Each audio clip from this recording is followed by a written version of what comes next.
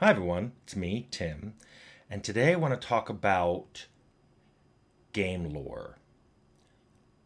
I want to answer a question from Armored Spaz, who asks, "How do you keep players informed about the game world, and how could the game be designed to make the player want to find out more about the game?" I think this is a really good question. I almost didn't answer it though because it kind of moves into the narrative design territory that I have said in the past I'm not that good at. But I think I'm good at thinking about narrative design. I'm just not good at implementing narrative design. So let's talk about that.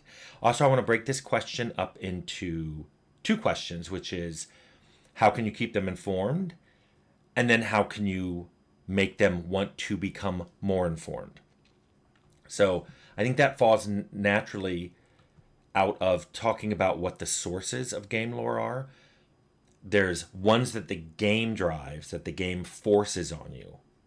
And then there's ones that the player drives, that the player wants to know more and starts digging down.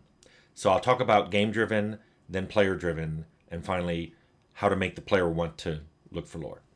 So the game driven sources are anything where the game provides you with game world lore and information that you didn't ask for.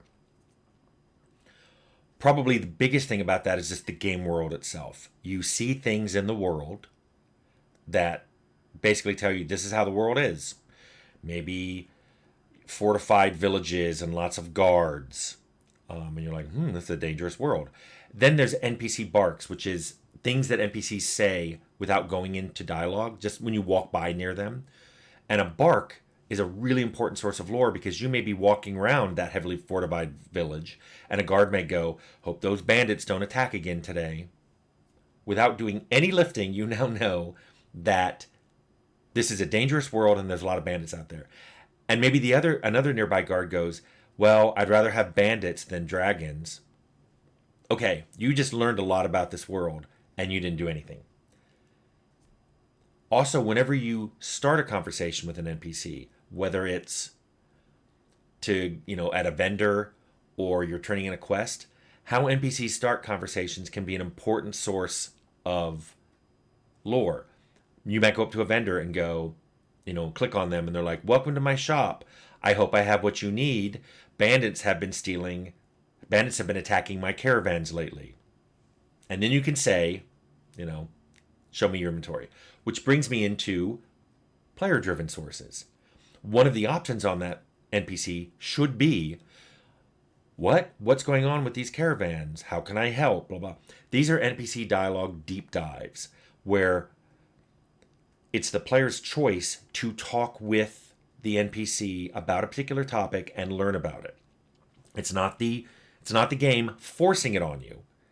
It's the NPC, it's the player wanting to go, "Hey, I want to know more about this topic." And they can go through those dialogues. Now, maybe sometimes you need a good social skill to have the NPC talk more about it.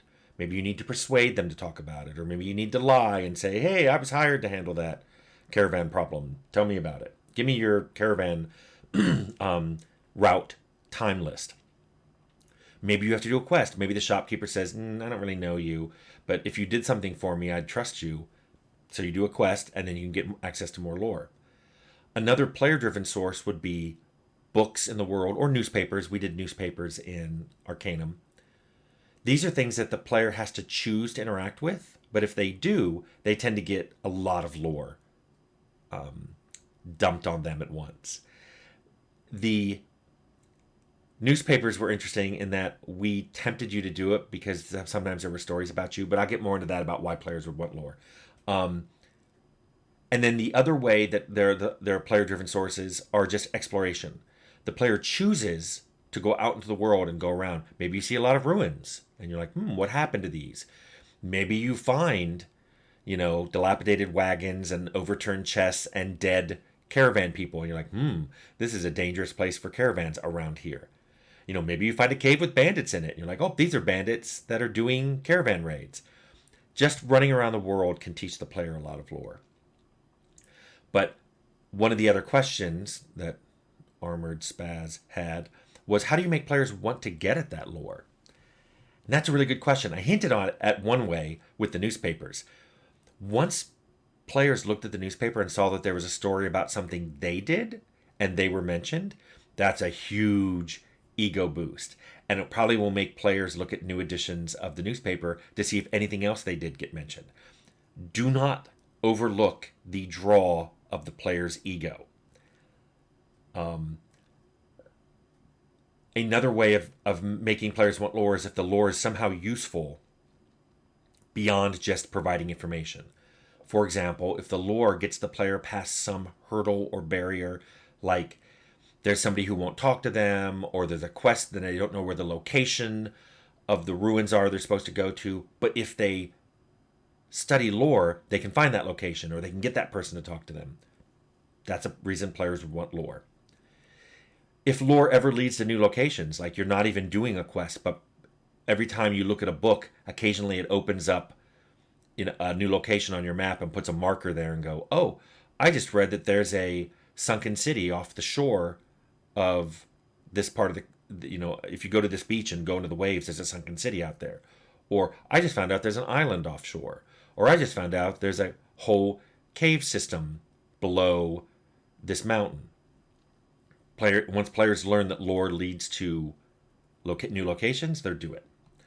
Another thing is if reading a book or another bit of lore somehow gives you a skill or perk bonus. Sometimes those are permanent, sometimes they're temporary. These are things that once people discover that, they're going to read every lore drop you create because they might get that bonus. Lore can also be a great way of being part of the crafting system, that recipes for things are buried in lore books. And not just, don't even think of it as recipes for like food or making armor. Maybe magic items have to be researched before you can make it. You can't just make a wand of fireballs. You have to learn lore craft. You have to go read old tomes about how people made wands of fireballs in the past. Which leads me to another great thing you can do with lore, which is maybe some spells have a prerequisite of you need to know lore to cast a spell. Now, for a fireball, that's kind of hard to justify, but what if there was a summoning spell? When you get that spell, it just summons let's say it summons a generic demon. However, you learn that if you deep dived into demon lore, you could learn the names of demons, and suddenly that spell will summon you a named demon that's way more powerful. Suddenly I bet you will have lots of wizard players who are interested in lore. And then lastly, I think a really cool thing to do with lore is that it adds functionality to existing items. This is something that I like because they actually supported this in the original AD&D. If you read the section on artifacts and relics, artifacts and relics came with a whole array of minor and major powers, and sometimes the major powers were locked behind the player needing to learn how to use this artifact. Maybe there was lore they had to learn. Maybe there were people they had to go talk to.